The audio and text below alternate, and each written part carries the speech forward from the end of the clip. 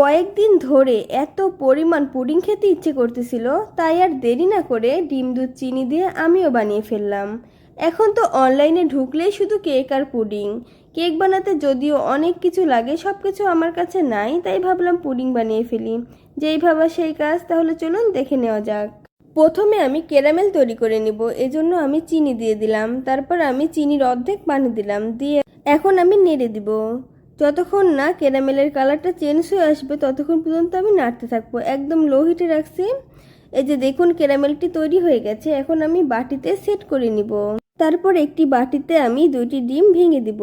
ডিমগুলো আমি ফ্রিজ থেকে 2 ঘন্টা আগেই বের করে রাখছিলাম। এখন আমি ডিমগুলো ভালোভাবে মিশিয়ে নিব। মেশানো হয়ে গেলে 1 কাপ চিনি দিয়ে দিব। চিনি দিয়ে এখন আমি ডিমের সঙ্গে ভালোভাবে মিশিয়ে নিচ্ছি। তারপর আমি এখানে গরুর দুধ দিব। গরুর দুধ আমি আগে থেকে জাল করে রাখছিলাম, একটা এলাচ দিয়ে দিয়েছিলাম, তাহলে কিন্তু গন্ধ লাগবে না, খেতে ভালো লাগবে। এখন আমি ভালোভাবে মিশিয়ে নিচ্ছি। তারপর এইখানে আমি 2 চা চামচের মতো লেবুর রস দিয়ে দিলাম, দিয়ে এখন আমি মিশিয়ে নিচ্ছি। তাহলে কিন্তু একটুকু গন্ধ লাগবে না, খেতে অনেক ভালো লাগবে। এই যে দেখুন আমার ক্যারামেল কত সুন্দর সেট হয়ে গেছে।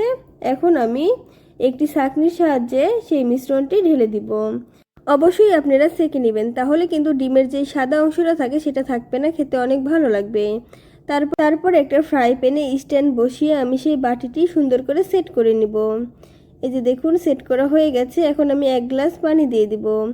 পানি বেশি দেওয়া যাবে না, আবার কমও দেওয়া যাবে না, বাটির মাঝ বরাবর পানি থাকতে হবে। পুডিংটি হতে প্রায় 30 মিনিট সময় লেগেছিল। এই যে দেখুন কত সুন্দর হয়েছে। এখন আমি নর্মাল ফ্রিজে 2 ঘন্টার মতো রেখে দিব। 2 ঘন্টা পর ফিরে আসলাম। বাটি থেকে পুডিংটা আলাদা করব। দেখতেই পাচ্ছেন পুডিং এর মধ্যে পারফেক্ট কালার এসেছে আর খুব ভালোভাবে জমেছে। এবার চলুন কেটে শেয়ার করি।